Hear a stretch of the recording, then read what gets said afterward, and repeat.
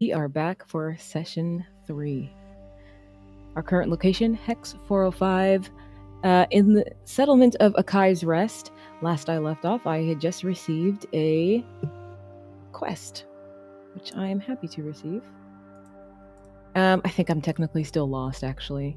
I also leveled up. I chose to. There's a couple things that you can do. You can get some more HP, or you can add +1 to a skill. I chose to get HP, and guess what? I now have 10 HP.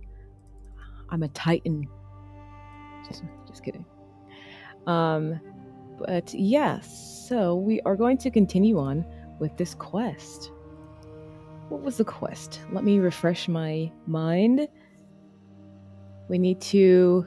Oh yeah, we do need to trek upriver into the jungle. We need to find out what is poisoning the water. Vara mentioned something dead or foul. So, we'll be ready for anything undead or some type of beast corruption. But with this rune blade that I got, sometimes I feel bad about being OP, but you know what? This game is just to have fun, and that's all that matters. I also updated my token in Owlbear, because this lady looks a lot closer to what I have in my head. She's tough. That's Karani for sure. Okay. So, Arath doesn't have specific quest rules because we're still at 405. I think I'm still lost, unfortunately.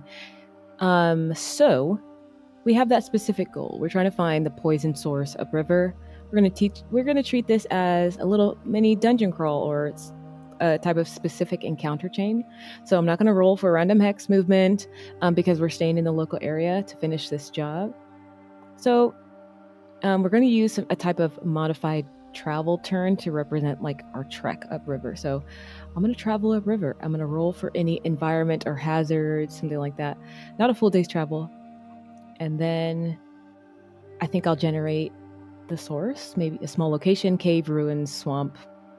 That's where the poison can originate. We'll see. And then there is finally the boss or the problem. We'll see what is poisoning the water.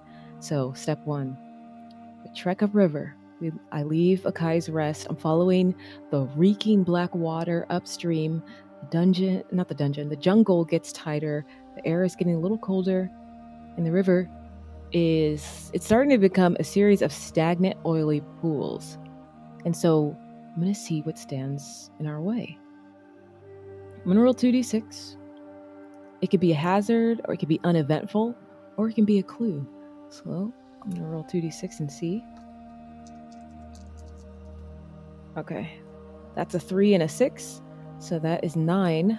Ooh, it's a clue. So I find a sign of what is ahead.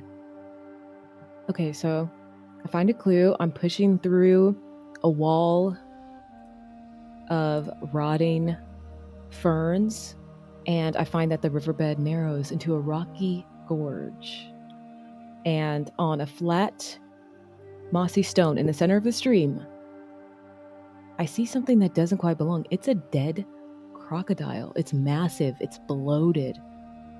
And I walk over to it to examine it. It doesn't look like it was killed by a predator. Its scales are blackened and peeling, and it has a strange fungal growths that are spouting from its eyes and mouth. So, this poison is like biological or fungal. Yeah. So I now know I'll avoid touching the black water or breathing deep near that source. So, and I'm just going to give this to myself. I'm going to say I have +1 to my defense during any final encounter because I'm prepared for toxic attacks. Okay. So step 2 is the source. I'm going to say the stream leads to a dark opening in a cliff face. A cave mouth. It's like already half submerged in black water. The smell is overpowering. Oddly enough, it's like there's like a sweet tang and rotting smell, and the poison is flowing out of this cave. And so we are entering a little small cave dungeon. So I need a torch. Do I have any light? I have a traveler's pack. And then the goal, of course, we need to find the heart of the fungus inside. So for the cave layout, I'm going to roll 2d6 again. It could be a straight shot. Like, that's what I want, obviously. A single large chamber guarded by the source. It could be twisting tunnels, which makes it a little bit harder to navigate. And then there's like hidden depths. So there'll be 3 levels. But it gets more dangerous the higher we go. So I'm rolling 2d6. 7. Oh, twisting tunnels. Okay. So I'm going to say that I have a traveler's pack, and like common traveler's pack have torches in there, bedroll, water skin, stuff like that. So yes, I light a torch, that orange light as I push through the gloom, revealing the wet walls. It's all kind of dripping with that same black slime as the river. Now, there is twisting tunnels in this cave. It is a maze. There are spores in the air. The tunnels wind back on themselves. It's a bit confusing. The water starts to get knee-deep here. But I do need to navigate. It's a labyrinth without inhaling too much poison or breaking a leg. So I'm going to go through. It's going to be like a physical navigational challenge. I'm going to choose my approach. I could use brute force, or I can do like careful navigation. I could use speed. I could move fast, which is an agility roll. Or I could do a type of intelligence, like perception type check. Agility, do you want to be fast or do you want to be cautious? Should I go the meta route?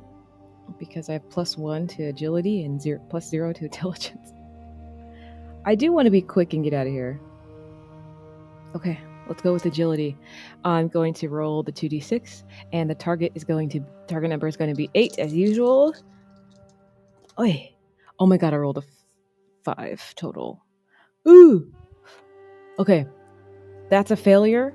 I start to get lost in the fumes. I'm going to take 1d6 poison damage before finding the end. I am just doing that for myself. It just makes the most sense as I got lost. Okay, it's only 1. I take 1 poison damage. As I go down to 9. I'm in a cave.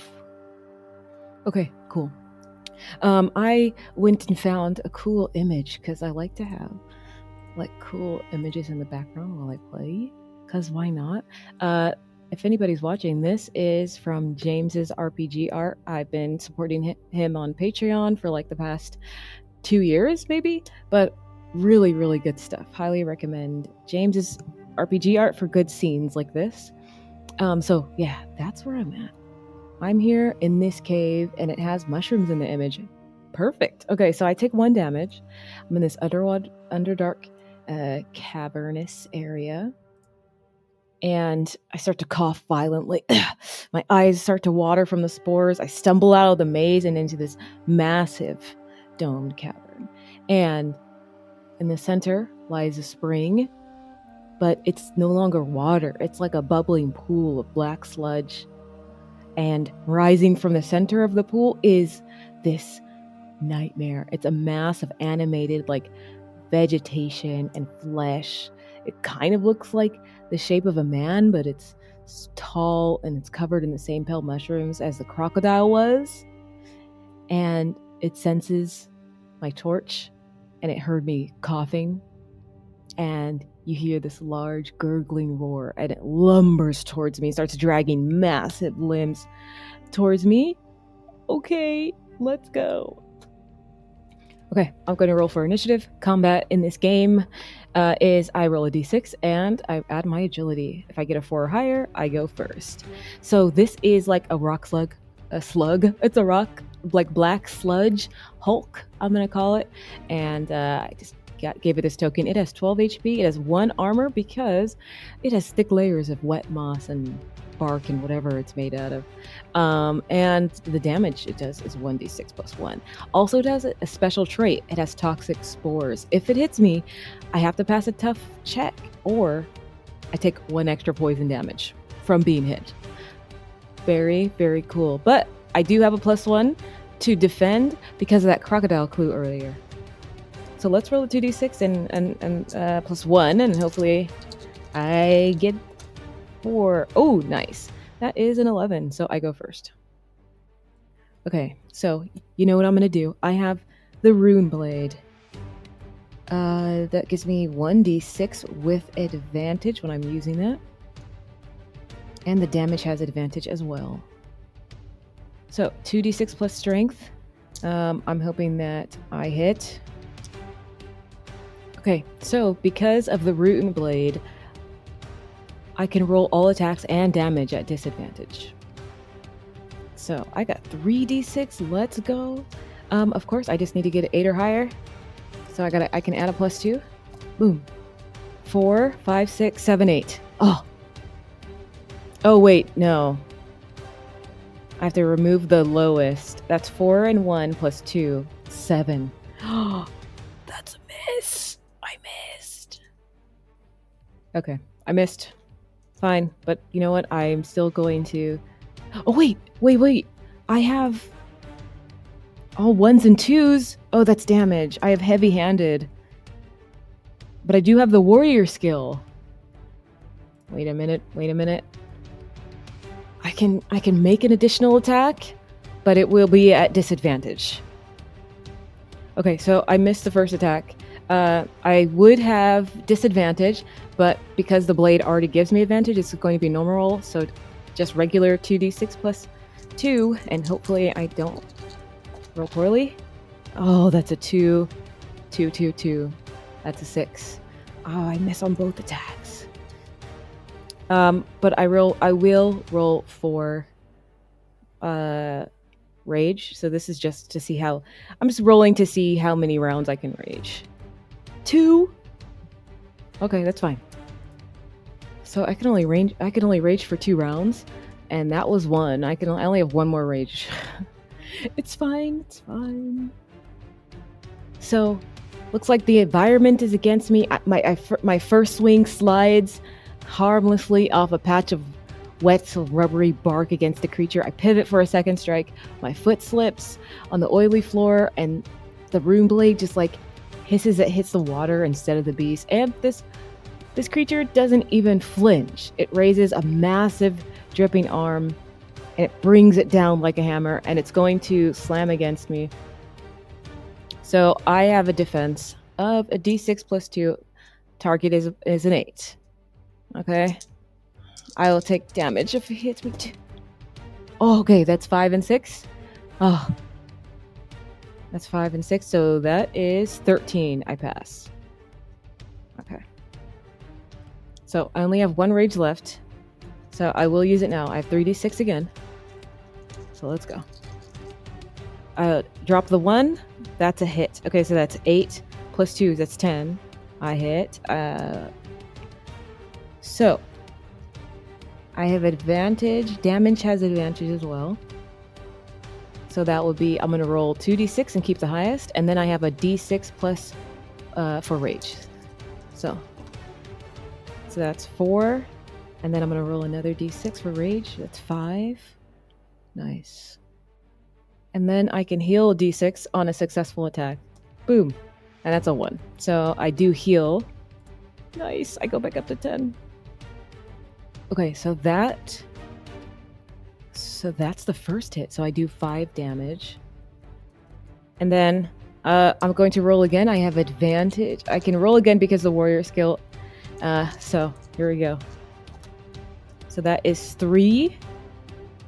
That's 3, 3, and 2. So that's 6, 7, 8.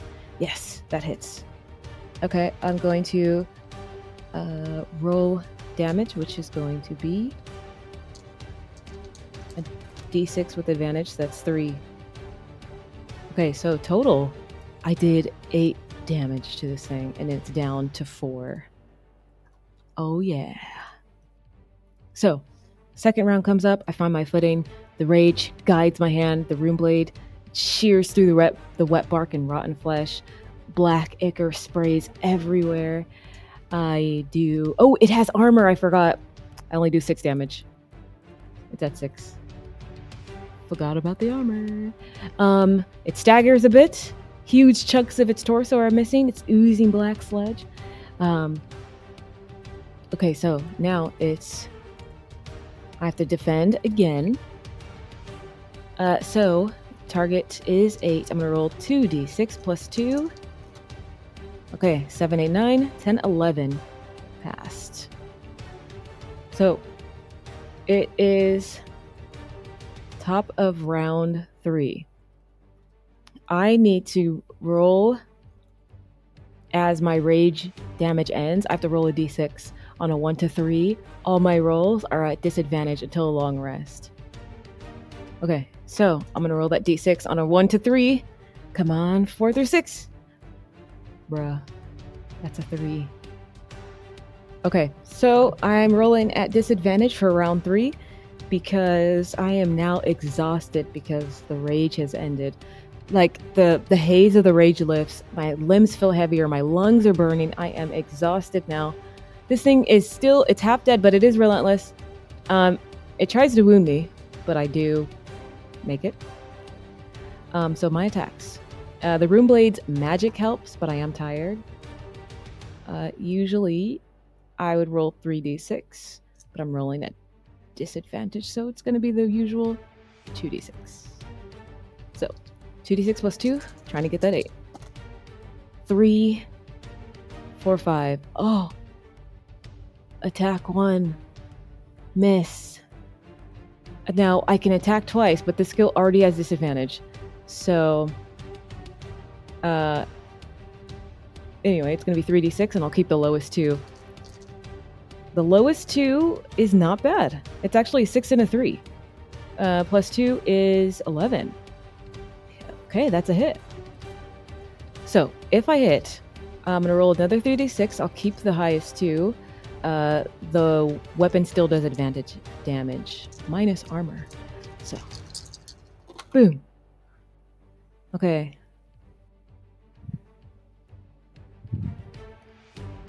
Okay, so just wanted to double check. So, how much damage I do. I thought it was just 5. It's going to be... Maybe I did that wrong on the first roll. But the Rune Blade apparently does 2d6. 2d6 damage. So, this thing has armor, and it only had 6 left. So I cleave it in half. I'm exhausted. I'm slipping in the mud. I swing the Rune Blade one last time, like an upward arc, and I catch it in the center mass, and the magical steel burns through the fungus. And you hear this wet tearing sound as the creature bursts open and the body collapses in a pile of steaming compost. And the black pool begins to drain away, actually. And it starts to reveal clean, clear water. And it starts to bubble up from the stone beneath. I did hit it, and I can roll 1d6 to regain health, but I'll be full. Yeah. So, quest to complete. Purified the source. I'll collect a sample of the clean water, and I'm gonna head back to Akai's Rest to get my payment. I'm still exhausted. Okay, so now we're gonna head back, but first, I forgot, I'm gonna loot the cave. So now that the monster's dead, there's something shiny at the bottom of the pool where the creature stood. So I'm gonna roll on the treasure table. See what I get. 2 to 5, it could just be slime. 6 to 8, it's a pouch of coins. 9 to 12, an ancient artifact or weapon. Let's see what it is. What could it be? 6, 7, 8, 9. 9, an ancient artifact or weapon. But first, I'm going to roll a d6 because on a 1 to 2, it's guarded by a foe, which I hate. I'm already exhausted. So, what I find, it's a heavy neck ring made of this iridescent metal that doesn't seem to rust. I could probably get 80 silver for it because it's a rare metal, but I need to roll 1 to 6. I don't want, come on. 2, no. A 1 to 2, it's guarded by a foe. Okay, it's guarded by a foe. I'm going to say it reveals that precious metal at the bottom of the pool. I reached out to grasp it, and just as my fingers brush the metal, the water starts to churn. Looks like this creature wasn't alone. massive cave centipede uncoils from beneath the treasure. And it looks like it was feeding on the like that creature's leftovers. And now it haunts me. It only has 4 HP, but it can bite me and it can give me poison. So I gotta be fast. I am exhausted, so I disadvantaged all rolls. I am at full HP.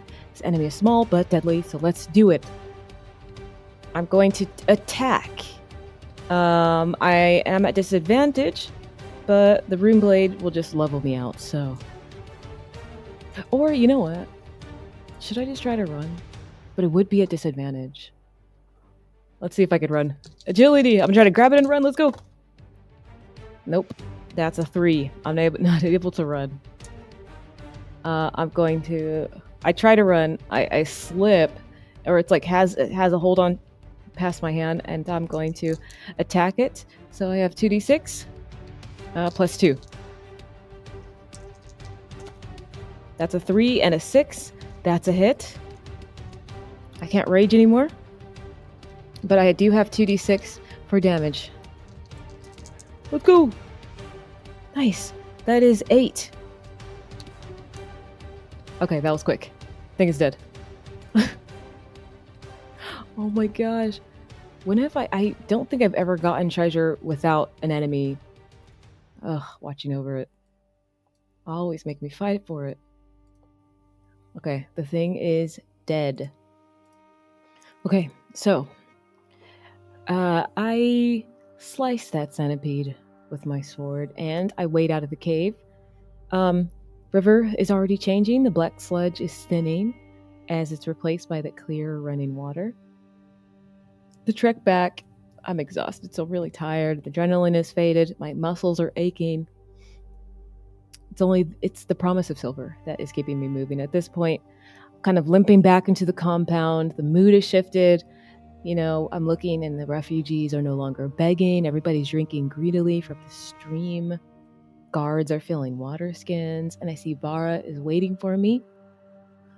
And she sees, like, I'm like, my armor is stained. I look pretty beat up. But there's clean water in the river. She nods. And she says, "You have done what our spears could not. The water runs clear. The spirits are appeased." And she holds a heavy pouch, drops it into my hands. Thank you. And then she gives me a token, too. We'll call it a token of the suns. It's like a bone carving of a skull. And then I'm going to show her this little piece of metal neck ring. And I'm able to sell it. I'm going to sell that thing to her. Her eyes light up as she sees it. Apparently this is sacred, valuable. So I sell all that. My silver goes up to 255 total. How about I update? Let's make the update. I need 1,000 silver for my goal. That was a steep price. I said 2,000. When I was making the campaign goal, I said 2,000, but let's do 1,000. Make it attainable a little bit quicker. Okay. So I'm going to leave. There, I can hear like sounds of celebration as I'm walking away. I go find like a high ridge overlooking the river. I can still see the fires from Akai's rest. I eat a ration. And I clean myself actually by the river. Clean off my blade, and I try to sleep. And this was a quick session, but this is where we're going to end it here for now. My overall thoughts with Kal Arath, I think this is a fun, quick hex crawling game. I think it's one of those games, it reminds me of Salvage and Sorcery, like the fantasy hex crawl version of that game. Salvage and Sorcery is like a dungeon crawl in space, and it's a really good game if you just want to roll some dice and travel and find some cool things along the way. I think this game is really fun for that. In terms of like great campaign depth and goals and stuff like that, I think you have to put in the work yourself. I don't think the game's going to provide that per se. I think it has like extra resources that it has provided and extra stuff and quests that you can roll on. but it's a very, very light system. So it's not going to be something like Befallen, that its main thing is about your obsession and your quest and your goal and stuff like that. Or something like a Dolmen would, like this great lore and just hundreds and hundreds of pages to it. It's very, very rules light. And it has like a cool core premise, and the lore that is there is pretty interesting. And I think I will return to this game just like I do with Salvage and Sorcery, probably just privately when I just want to roll a bunch and have fun and get to be able to use this rune blade. But I think for right now, this will be the final session. I think I played a good amount. I have a really good idea for the mechanics. And I really like the procedural nature of it. I know exactly what I need to do in each step. But that's where I'm going to leave it for now. I can see myself returning to it, as I said. But we are going to move forward from here. And for this video, that is where we end it. Thanks for watching. Thanks for listening if you did. And I still recommend Arath if you want to just take your mind off of things for the night. As you know, one of your regular game sessions got canceled and you still want to roll and have some fun. A solid solo RPG system for sure.